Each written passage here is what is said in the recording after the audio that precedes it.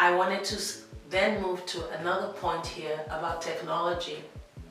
When you started dating years ago, decades ago, technology was not a big deal. When I was dating, we were communicating long distance via snail mail and the landline.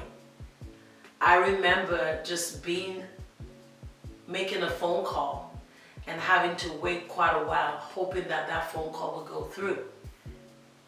Now in 2025, technology is taking over. Everybody has a cell phone. Communication is so easy, it seems like. But the reality is that even with technology, communication has become much more superficial. So I wanted to encourage you to really pay attention to your communication. The fact that you're talking to somebody on a regular basis does not mean that you guys are close. You may text for hours and still not know the person. Communication through technology can be helpful, but if somebody is truly interested in you, they will put their phone down and they will show up. Especially if you're dating at this stage, don't let an app control you. Don't let a profile be the determining factor.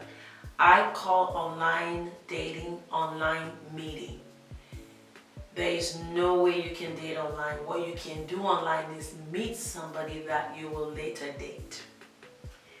Do not let technology become a crutch. We don't want to develop artificial relationships based on the screen. We want to get to know people for who they truly are. Only then can we get to know ourselves more and understand the connection we have with that person. Don't be quick to jump to conclusions. Provide private information about yourself online and become so easily vulnerable because of what is being said through an app. If you don't know that person, sweetheart, you don't know them. You just don't. You're gonna need to take your time. Another important thing I want you to pay attention to dating your 40s and your 50s is that times have changed in terms of how people perceive relationships. When I was coming up, it was expected that if you were dating somebody, it would either lead to marriage or not. But nowadays, times have changed. A lot of people who are in their 40s and their 50s, even people who are younger, do not believe in marriage.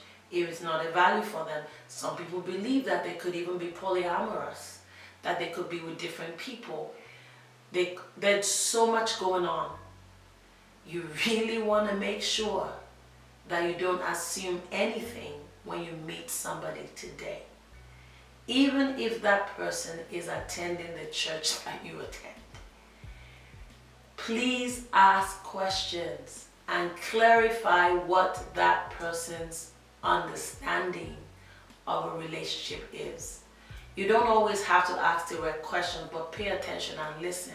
If something seems confusing about something they said about relationships, whether they don't believe in marriage, ask in a non-confrontational way what they believe in. Get to know if this person you're in a relationship with has the same mindset about what they want. If what they want is a sexual partner and what you want is a life partner, you're in trouble. Because if a person just wants to stop by, get their needs met sexually and disappear, they may not tell you that up front. They may act like their life partner or they want to be with you permanently and make life decisions with you. You gotta find out. If you don't, you're setting yourself up. Even though you are open to love in your 40s and your 50s, that does not mean you're open to everybody.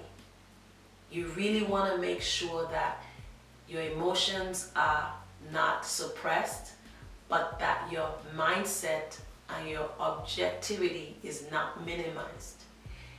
Whatever decisions you make about relationships in your 40s and your 50s impact you significantly.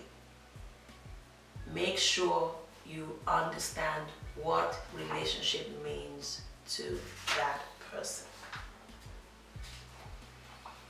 Another point that is very important, and I've said it already, is give yourself permission to take the time to move at your own pace.